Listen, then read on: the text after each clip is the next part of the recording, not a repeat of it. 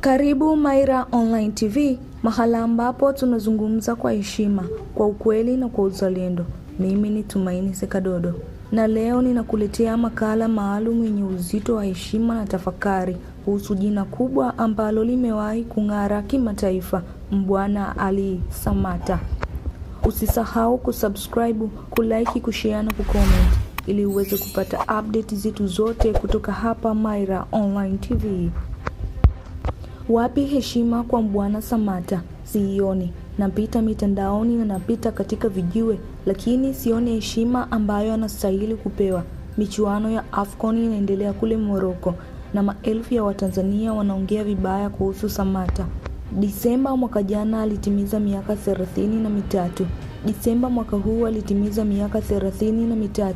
Yupo katika siku za mwisho za kucheza katika ubora wake. Samata hayupo katika ubora wake, lakini hata Cristiano Ronaldo hayupo katika ubora wake. Lionel Messi hayupo katika ubora wake. Mambo hufika mwisho. Yanapofika mwisho huwa tunajadili walichowahi kufanya katika mpira na tukakiheshimu kuliko viwango vyao vya sasa. Kwa hiyo tunajaribu kusamehe kinachoendelea na kujaribu kukumbuka kikubwa walichotufanyia, na Samata ndivyo alivyopaswa kujadiliwa.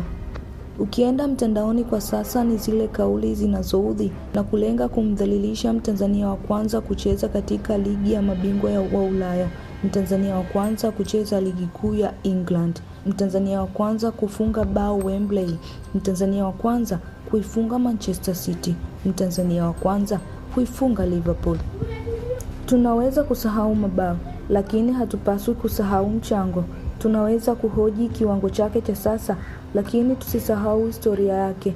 Mbwana Samata ametengeneza njia ambayo vijana wetu wanapita leo, na kwa hilo anastahili heshima. Mimi ni Tumaini Sekadodo, hii ni Maira Online TV, mahala ambapo tunawaenzi mashujaa wetu kabla hawajastaafu kabisa. Tukutane tena, lakini kabla ya hapo tumpigie Samata makofi, si kwa sasa bali kwa alichowahi kutufanyia. Usisahau kusubscribe, kulike, share na kucomment ili upate mwendelezo kutoka hapa Maira Online TV.